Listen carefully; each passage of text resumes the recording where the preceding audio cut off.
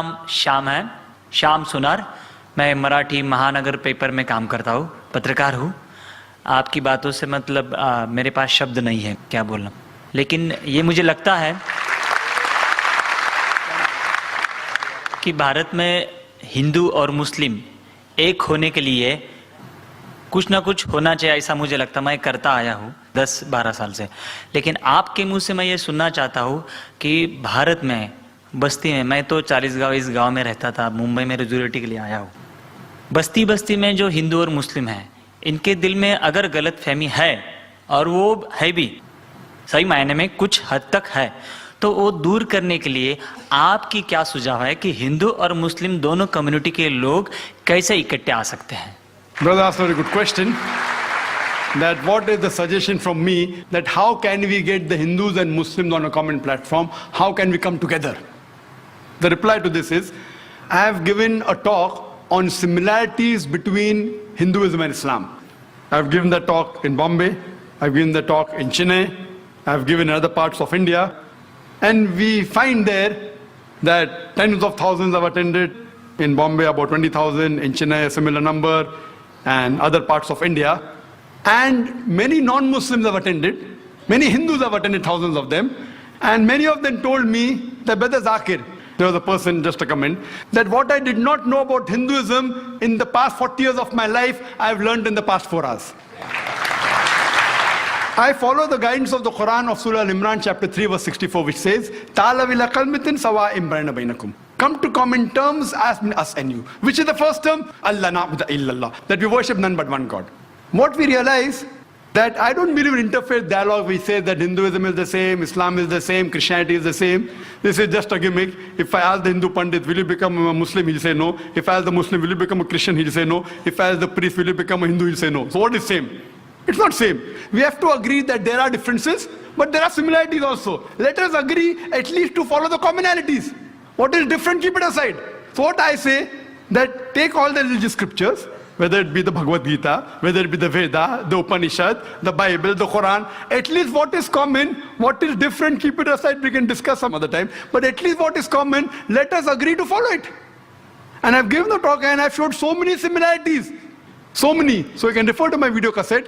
And what happens, many of them are not aware. The Muslims are not aware of their religion. Similarly, the Hindus are not aware of their religion. Many of the Muslims objected. Similarities between Islam and Hindu is impossible. So many of the people came with the talk to attack.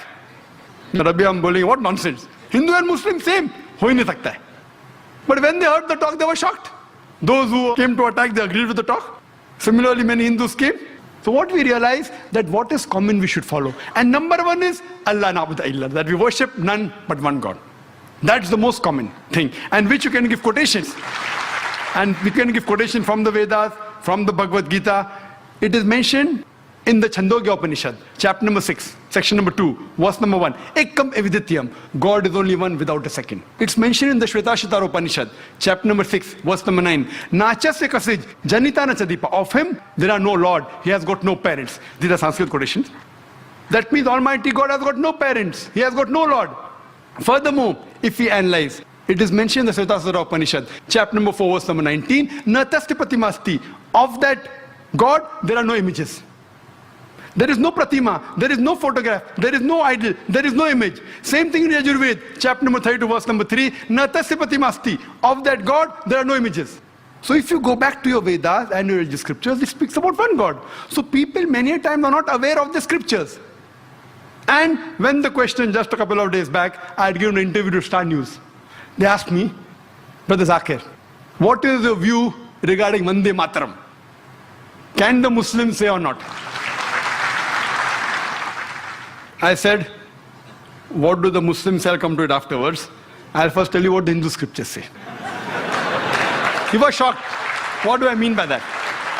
I said, if anyone who's a scholar of the Veda agrees that God has got no pratima. So when you say Vande Mataram, that this country is my mother and you call it God, a person who's a scholar, I'm not talking about the normal people who don't know about the scriptures. But you ask a scholar, he will say that Vande Mataram goes against the Vedas. Because Vande Mataram in no less than 3 places it says, I bow down to thee. I worship thee. if you see about the Arya Samaj and you see the various top scholars, they think that according to the Vedas, idol worship is not permitted. There are verses in Bhagavad Gita, chapter number 7, verse number 20, which says that you should not do idol worship. So here when we go back to our scriptures, unfortunately, they believe in a form of pantheism. So even according to the Vedas, if you're a good scholar, this song, Vande Mataram, that I bow down and I worship thee, as I quoted in Sanskrit about Upanishad, it's against. Even in Islam, there are 12 lines which are objectionable. 3 times it is said, Vande Mataram, which means I bow down to thee. If once it says that this country is my mother, once it says I will kiss the feet, once it says about the divine things, about the smile, talking about divinity, it calls it Lakshmi, it is called Durga, all these things are objectionable. We Muslims, we love this country, but we will not bow down to anyone but to Almighty God. Even a mother who has born in a womb for 9 months, we love her, we respect her, but we will not bow down to our mother, to our own mother. The number one human being who we love and respect in the world after Allah subhanahu wa ta'ala, it is Muhammad sallallahu alaihi wasallam. We will even not bow down to our Prophet Muhammad, peace be upon him. Is it required that we should sing this song, Vande Mataram? It is a political gimmick. Politicians, they thought they'll get the vote bank. They even made a gimmick on the date. You know, when it was written by Bankim Chand Chattopadhyay in 1876, it was published in 1882. Now, where is century come now? And where's 7th September? They made a mistake, the political gimmick. Furthermore, even a Muslim living in Saudi Arabia, he cannot bow down to his country, Saudi Arabia. Even a Muslim living in Pakistan cannot bow down to Pakistan. It is shirk. So to say that the Indian Muslims are not patriotic, it is our religion. Our creator, our God who has made this country is far superior. So we love this country. When required for the truth, we are willing to die for this country. But we will not bow down to anyone but Almighty God.